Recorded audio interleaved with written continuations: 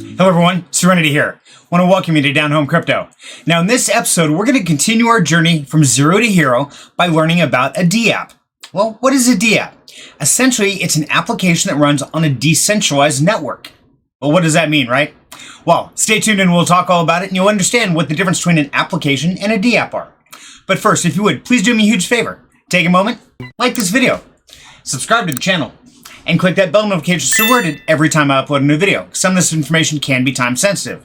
Most importantly, as always, please, if you're finding this information helpful to understand, to learn, and to grow, share it with a friend, a coworker, a family member. Let them know there is a resource out there where they can learn about the next generation of finance. And they don't have to be college educated or rich or tech savvy. They simply have to have the desire to change their life and the courage to follow that dream. And they too can join us on this great crypto adventure. So without further ado, let's go learn about dApps.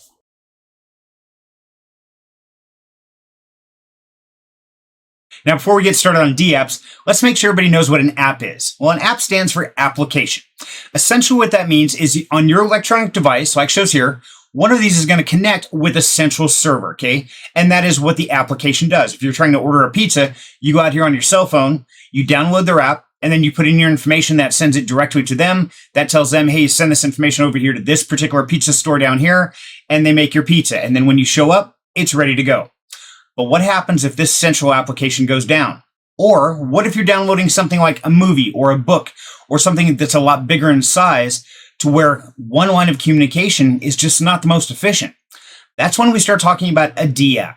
Now, a dApp is also eliminating that central server. It's putting the power of the information to everyone, and everyone is sharing it, and everybody is benefiting from it. So let's go take a look at that diagram in comparison. Now we're going to look at the diagram of a dApp, or decentralized application. Now, as you first notice, there is no central server here that controls the data, which means there's no big brothers, there's no corporate entity that controls what we see, what we think, what we buy. The power is in the people. And each of these computers represents one of thousands of computers out there, all merged together, all linking together to work to a common goal. Now that's essentially what we want in the future, is everyone working together to create something better than what we had before, right? Well, that's essentially what this is going to do.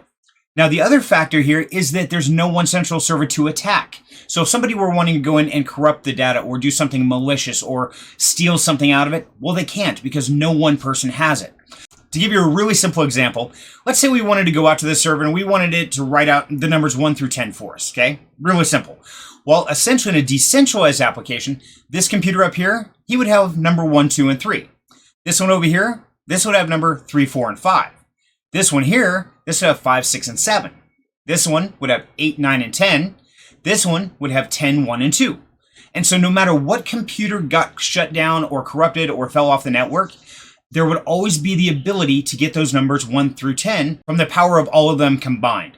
And that's what this is about. Now take this scale, this is only 5 computers, but when you start talking about blockchain and cryptocurrency, you're talking about thousands, if not millions of computers all working together to build one solid blockchain. And so this is where all those computers have to agree on what goes in that block. Because if they don't all agree, the consensus says, no, it doesn't get built, doesn't get built. So there's no way to fake the system per se. And keep in mind that these computers are also monitoring a constant ledger that rotates into every block from every transaction before it. So even if there was corrupted data to get into a block, which is almost impossible, then the next block is still going to go back and cross-reference that data to verify if it's right. And if it doesn't add up there, well, then it knows that there's something wrong up the chain. So it's really about keeping transparency, honesty, and integrity within a system that's not controlled by human beings, because we are the flaw in almost everything we do. Now, when you take this to a financial system, okay, our biggest problem we have today is that all finances are controlled by banks. They charge us money to put money in. They charge us money to take money out. They tell us, hey, on these days it's a holiday, so you can't put money in or take it out. They say, oh, you know what? We've got a problem here. Our servers went down, so now you can't buy anything at the store because we're the only bank that operates on that credit card. So really, we have no power. And that's the thing the decentralized finance is going to give. It's going to give freedom to the people to do exactly what we want with our funds, when we want, and how we want. But that's also a huge risk because, as we know, human beings are not the most responsible. We are not the best to do our research or due diligence. And so a lot of people are going to have problems with this. But make no mistake, Every country in this world is working on their own cryptocurrency. Every bank is buying up the cryptocurrency that exists, and everyone is networking and getting together with big businesses and banks to decide what the financial future is going to bring, because this is the financial future. So about this time, you're probably asking, hey, that's great, but you talked about smart contracts and layer 1 blockchains. Now you're talking about dApps. How does all this fit together, right? Well, I've got a diagram I want to share with you that might help put this into perspective for you. Let's go check it out. So you probably saw this image earlier, and this is one I really like because I think this brings all three of the last 3 videos together into one unified area that we can see. So when we talked about a layer 1 blockchain, essentially we're talking about the foundation here. You see all the circuitry, the cars, all the pieces, the actual land that it's built on. Then when we talk about a smart contract, okay, that's the coding. That's the pieces that live on the blockchain and make up the parts that exist and are built on top of the blockchain. So as you see the structure of the house here, every piece of it is a part of the code. So imagine a building. Every brick was one piece of code to make that brick, okay?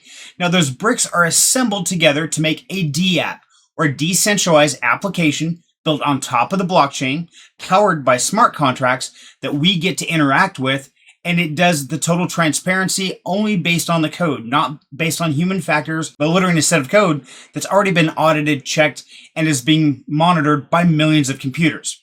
So I really like this image because I think it gives a good visual representation of the layer 1 blockchain, of how the smart contract is utilized to build the dApp or the building on the smart contract. Now finally, you're probably asking, well, great, what's a dApp look like? Well, to be honest with you, it looks like any other application you run on your phone, your tablet, your computer, or any other website that you go to.